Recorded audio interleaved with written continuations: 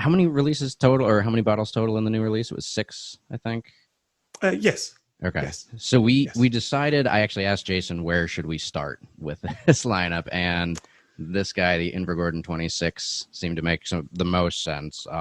Why did you pick this one first? For me, grain is it's light and it's accessible. And the reason I'm laughing is we actually just interviewed Mitch with Black Tot Rum the other day, Hmm. and the whiskey exchange in trying to articulate rum flavors started out with a category that was kind of light and uninteresting, and we were joking that at the end of the day, at the end of a first date, if the person you were there with went home to their roommates or what have you, how did your date go? Yeah, he was light and uninteresting. Wouldn't really be a compliment. And so as much as my mouth wants to say grain whiskey is light and interesting, it's wonderfully accessible, which is Yeah. what I like about it. Yeah. It's also sorry. No, I was just gonna say it's like a great gap between American whiskey and Scottish whiskey, I think, in a lot of ways. Exactly. You've got very similar mash bills. You've got very similar production values. Um, Whereas your bourbons and your ryes would come off the column still at lower ABVs, American light whiskey, which I call American grain whiskey, Hmm. and Scottish grain whiskey both come off the still at 94% alcohol. Sure. And the Then they're American light down. whiskey is not something you really see much of anymore. No, you don't. You got to watch Single Cask Nation to see your American light whiskey floating around. Done a couple. It's a great product, though. Really great, and really, such a kissing cousin of Scottish grain whiskey. Hmm. But for light whiskey and for Scottish grain whiskey, both of them are going into reused oak. And so you'll find a lot of Scottish grain whiskey in refill oak, where the goal is just to get that grain whiskey to 3 years old so that it can occupy volume within a blended whiskey. It's Sure. not there for its flavor, it's there for its volume. You'll then add your malt top notes on top of that to get your nose and to get your flavors. But if you let that grain whiskey sit in wood for a number of years, we in our first retail release we had a 10-year-old Girvan, Hmm. which was already very lively, very juicy, which Hmm. which we thoroughly enjoyed. But once you get into the 20 years old plus, 30 years old plus, even 40 years old plus, you don't get massive wood influence on the palate with a grain whiskey, but instead you get that grain whiskey kind of growing into itself. The way in the interview you and I talked about those young Isla whiskies that Hmm. go into refill oak, you get a chance for that Isla spirit just to grow within itself without a lot of wood influence. And so that's the thing that I really enjoy looking for. The other aspect is you can find terrific bargains with older grain whiskies. Yeah. And so it's really, as a canny Scot, it's good to find 30 and 40-year-old whiskies, grain whiskies, that aren't going to break the bank. Yeah. And if you can get a chance to sample some of those older whiskies, I think is a great thing that people should be able to do. Yeah. Well, and the other side of it, I mean, if you're into more of that flavor profile, or even you're used to American whiskey, they're kind of few and far between the American whiskeys that get to 26 years old Yeah, plus that are even interesting at that point, because the new oak just takes over so much.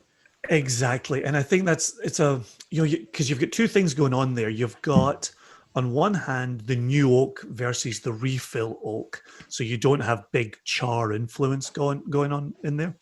But then you've also got your difference in climates between Mm. Scotland and Kentucky, where for Kentucky, you're really, you know, if you take new charred oak and you put it at high temperatures, you're going to get a lot of color and you're going to get a lot of wood influence really quickly. If you take refill oak and lower temperatures, you're going to get a much lesser interaction with the wood. Sure. And that's going to allow you to get 20 years, 30 years, 40 years onto a grain whiskey without it overwhelming the palate, and certainly without it becoming astringent. It's hard to find old grain whiskey that's become astringent. Sure. I think the closest thing to this probably that people might recognize in the shop. I mean, we've had the Nika coffee grain in the shop for a while, Same and process. there's definitely this is a different beast, but there are some similarities. Like if you're into that, this is like that just kind of lifted up even further. Well, what I like is, as much as we'll talk about house styles with certain distilleries, nobody really talks about house styles with grain distilleries. Hmm. There's so few grain distilleries, and they're not really putting out official releases, so nobody's really following them. But within whiskey circles and within buying circles, Invergordon is always known for having a vanilla ice cream quality to it. Hmm. You know, there is also this orange creamsicle note going on between the nose and the palate. But for me, it's almost melted vanilla ice cream when you're looking at texture. I say looking at, I'm really feeling it out with my tongue, but it's that mouth feel, that full, rich, viscous mouth feel, which is something that Joshua and I are always looking for in any whiskey that we bottle. Yeah. But to get it in a grain whiskey, and then to get it on something that was distilled as long ago as 1993, you know, that's Yeah. very, very positive. And that was something I was going to ask because I haven't had a tremendous amount of experience with grain whiskey, certainly compared to single malts. But that was one of the first things I remember noticing about this was the viscosity, even compared to. And I love, Compass Box Hedonism is probably another more well known one, but it doesn't have the viscosity that this has, from what I remember. So is that Yeah. characteristic of Invergordon, or was that just characteristic of this barrel? I would say it was characteristic of this barrel. Hmm. One of the other things to take note of is we put full cask information on our label. If we know it, we share it with the consumer. This is actually first fill bourbon barrel. Yeah. You know, you're not finding grain whiskey in first fill bourbon. Partly because of the expense. Grain is a commodity. They need grain whiskey to be as cheap as possible. And so they'll even move between how much wheat is in the mash bill and how much corn is in the mash bill, depending on the price of those commodities, right? There will always be a small amount of malted barley, and depending on your grain distiller, there might even be a little bit of green barley in there. But that's worth following up closely on the Sure. specific distiller. That's interesting. So you don't want to put your grain whiskey into first fill bourbon because it's expensive, right? First and foremost. But then second of all, that first fill is going to be active. And if you want your grain to be quite quiet and let it grow into itself, you're not going to want a lot of the wood influence on it. So to have this sitting in first fill bourbon is very unusual. And, we've also found viscous grain whiskies that came from refill, but not all refill is created equally. Yeah. So, it could have been a short use at first fill, it could have been a short use at second fill, and then it moved into its life as third, fourth, fifth, what we call refill. Conversely, you could have a cask that had a very long use as first fill, a very long use as second fill, and by the time it gets to third, fourth, fifth refill, it could be knackered. It could be so tired. It could be so exhausted. Well, and old casks will pull the oil out of the liquid, so you would lose your viscosity. Oh, interesting. And that's an interesting point that I never even thought about with the idea of first fill, second fill cask is like you could have a first fill cask that was used at a, smaller distiller that was putting out something that was 4 years old, or you could have a first fill cask that was holding 30-year-old whiskey, and that would lead to a very different experience for whenever you're using the cask afterwards. Yes, so correct on the first. So for us, first fill bourbon barrel would only mean used for something non-Scotch related first. So in that instance, if you had say a Kentucky distillery that had used it for 2 years or used it for 4 years or 6 or 8, so on and so forth. By the time that goes to Scotland, we don't really care how. Partly we don't care, and partly we don't know how long that cask was used for. Sure. And so now we're calling it first fill, but it doesn't really mean anything. Yes, it clearly means this is the first time we've put Scottish new make into this cask. It clearly means that. But it doesn't really tell you what the use of that was like before it ever came to Scotland. But then we don't really make it clear what that use is like in Scotland. So yeah, you could have used your first fill for 25 years. When you then put Scottish whiskey, Scottish new make in that for the second time, it's only second fill, which means something very specific, but doesn't tell you anything about prior use. And that's a point I make in all my tastings, is we always bandy about, I do it myself when I buy bottles. First fill bourbon. Oh, I do like a good first fill bourbon. But just like you and I were talking about in the interview, the whiskey inside is telling you a story. And the whiskey inside is going to tell you a little bit about how that cask was previously used. Sure. And so we want to listen to the story that the whiskey in the bottle is telling us. Yeah. So, this is an interesting, just in terms of the specifics, it's an interesting one, because I feel like there's some bourbon influence in there kind of dancing around, but there was a, I think it was maybe a Macduff that I had gotten from Cadenheads, and it was a first fill bourbon, and after trying a couple scotches, and I went to it and stuck my nose in it, and it just smelled like bourbon. It had kind of taken over, and you tasted it and you still got, the malt was coming through, but that was clearly, it was like fresh off the boat, don't rinse it, get the whiskey right in there. And the influence was much stronger, where this really seems to have a real balance to it. The bourbon is just kind of dancing around the edges. I don't know if that's what the experience you're having too. Oh, absolutely. Yeah, absolutely. And as we say, in 93, would it have been corn, or what we call in Scotland maize? Would it have been wheat? It would have been commodity driven. And so you could almost do like reverse kind of detective work and check the prices of wheat and corn and figure out a little bit from there. Well, and again, partly, because the grain whiskey isn't a sexy option, aside to a few people who really know their whiskey. Personally, I love grain whiskey, and I seek out grain whiskey. But whereas someone will tell you within a second of meeting them, I'm a Macallan drinker. I love Highland Park. Oh, I'm a Highland Park drinker. Nobody's walking up to you and saying, I'm an Invergordon drinker. I'm a Strathclyde drinker. I'm a North British drinker. Like, nobody's saying that. I have not heard that yet. And because of that, the distillers really aren't sharing information. The reason malt whiskey distillers share as much information is because there's such a demand there. And you can command some of that sector by sharing your story, sharing your distillation, sharing your stills, right? How many stills do we have? How many mash tuns do we have? Blah, blah, blah, right? There's a demand for that. With grain whiskey, there's not. And so we don't always know what was the commodity that was used at that particular time, because they have no need to tell anybody. They just have to get their product made. Invergordon is making 40 million litres of alcohol per year. And they're an average size Scottish grain distiller. How would you compare that to the average single malt distillery? Highland Park, 2.5 million litres. Oh, wow. Talisker, 2.5 million litres. Glenmurray just did a huge refurb, and they've got a maximum now of 9.5 million litres.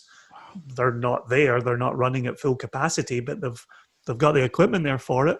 So yeah, and then I've led the witness down a dark path here. I was going to now tell you Springbank. Springbank's number is like hundreds of thousands. I want to say, gosh, people can pick up their own malt whiskey yearbook and tell you how wrong I am. I want to say 500,000 litres annually for Springbank. It's got to be. Then this is great, because now this can tell everyone why we don't always have it, because it comes and goes, because they don't make that much of it. But There's yeah, a reason they're not selling to independent bottlers, which is why we don't have it. unfortunately, yep. Yeah. Yeah, Someday, maybe, I really would hopefully, like to yeah. see people explore the grain category. Partly because I lead with it as a canny Scot. There's great bargains to be found, but there's also great whiskies to be found. And Yeah. if you've got someone who's turning 30 or 35 or 40 or 45, and you want to get them a whiskey with their age on it, you better believe it's going to be a grain. You can take a Um, zero off of the price. right?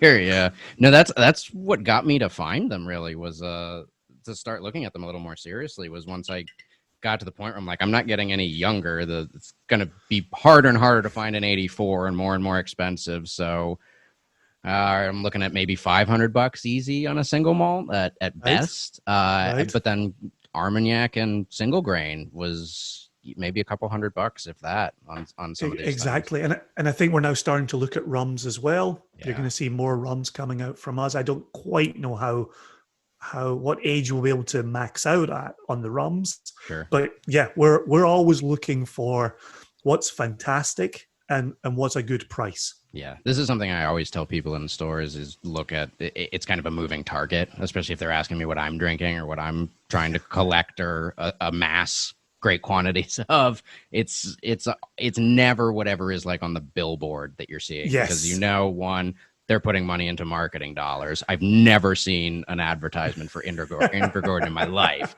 I may never.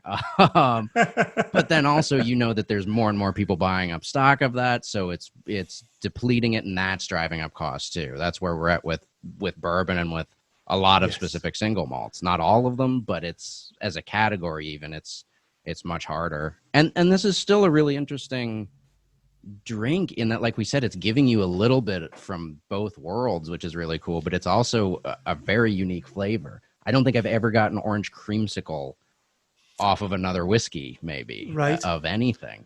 Right. Well, and for the longest time, and remains true to this day, grain is considered the lesser relative of malt whiskey. And then you've got, the certain divisions within malt whiskey as well, from blended malt all the way down to, single cask. And I think it's a mistake. I think people have turned off and been allowed to turn off one full aspect of the Scotch whiskey industry. And the industry has gone right along with them and kind of suggested, oh, don't look over here, there's nothing to see here, and that's why I like the following that grain whiskey has. And to be honest with you, we did a tasting last week, and I said a lot of the same things because I believe in these things, and I say them to a lot of people. And there were people in the tasting who were like, Jason, stop saying all this. Right? You're gonna ruin it. Other people are gonna know about this. I'm like, yeah, you're right. You're absolutely right.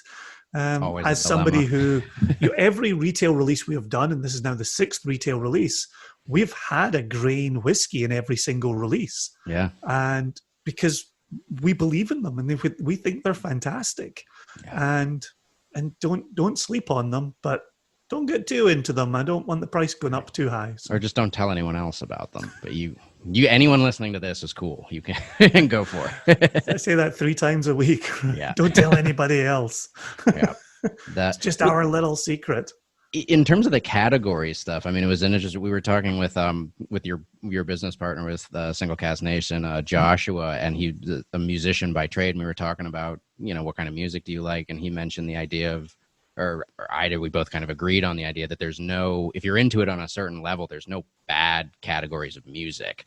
It's like you will find something in just about I think he said bubblegum country was the exception, which I can also agree with. Sorry if anyone, but kind of not sorry.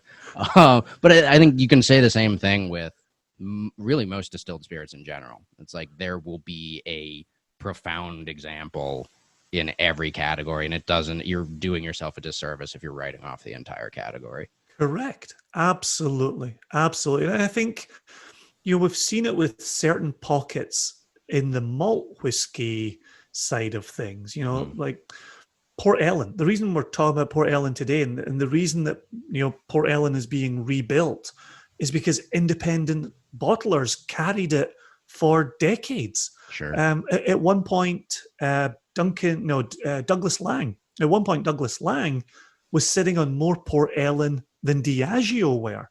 Good right? God. Yeah. Right. If You anyone look at doesn't Mort, know, this is they closed in what, the somewhere in the 80, 90s? 83, It was spring of 83. It was that long ago. 83. Yeah, Yeah. I've tasted Port Ellen from the fall of 82. So Yeah. spring of 83. I've still not gotten to try one, and it's partly because I think the best deal I ever saw was when I was in there's the Multnomah Whiskey Library out In Portland. Portland, yeah. Mhm. And they had gotten a really good deal on the bottle, like it was mismarked, and it was still going to be like $150 for like it might have even been half an ounce. And I was just like, I want to try 6 other things instead.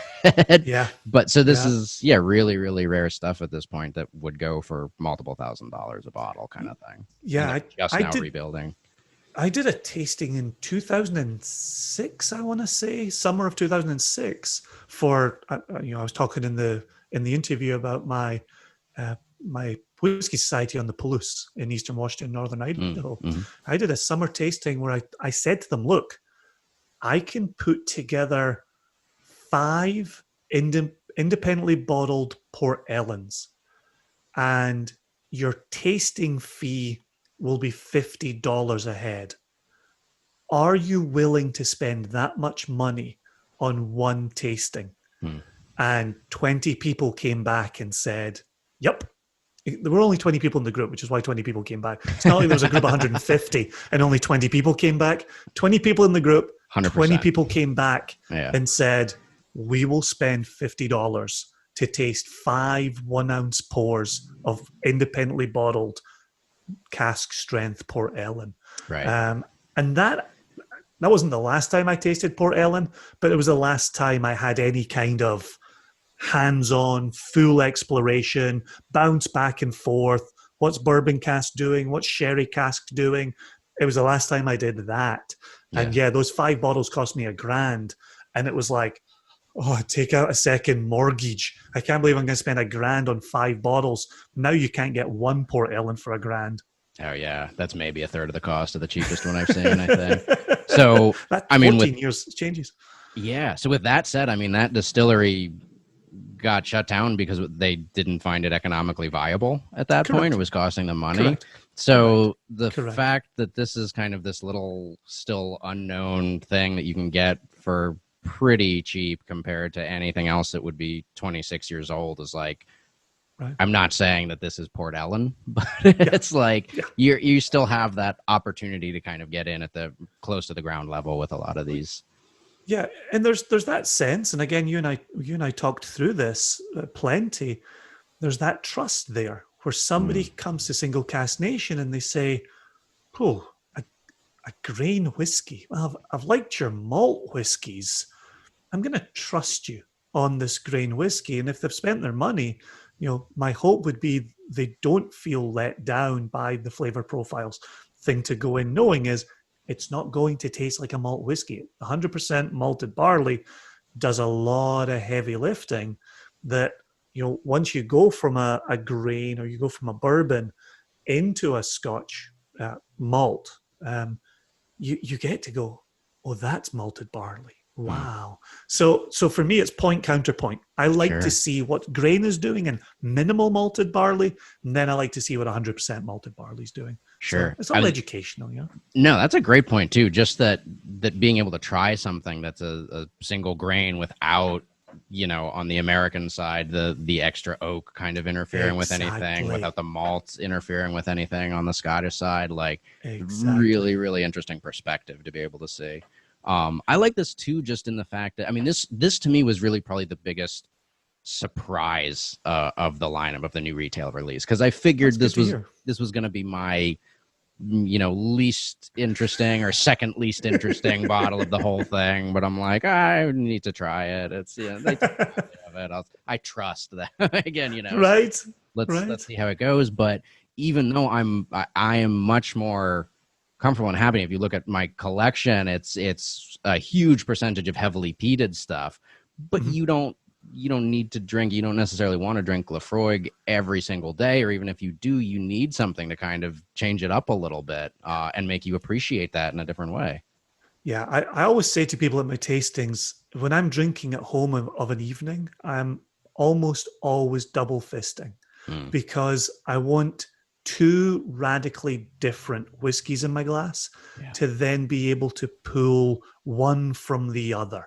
And again, have those counterpoints where I'm able to say, okay, here's the Scottish grain doing this, here's the peated Isla doing that. And it's so nice to have those jumping off points. The only time I wouldn't do that if I was just sitting reading or watching a movie. Then I just want to drink something familiar to me and pleasing. But if I really want to explore whiskey of an evening, point counterpoint is essential. Yeah, I mean, it's really, and I've told this story in at least one or 12 of these other interviews that I've done, but just, I mean, for me, that was what got me into whiskey, was being in this little store in Japan that would let you taste anything that they had for $1 or two, and it was trying three whiskeys next to each other in Nice. succession, and I Nice. did not get it before that. And it's like every Nice. time I do that, I learn a little bit more. So Oh, fantastic. Oh, awesome. I'm really glad to hear that. Yeah. So yeah, Invergordon 26, definitely worth looking for. Any Yeah, other cheers. final thoughts on that one, or? Nope, I've exhausted all my points, and if I say any more, I'll just be releasing more secrets.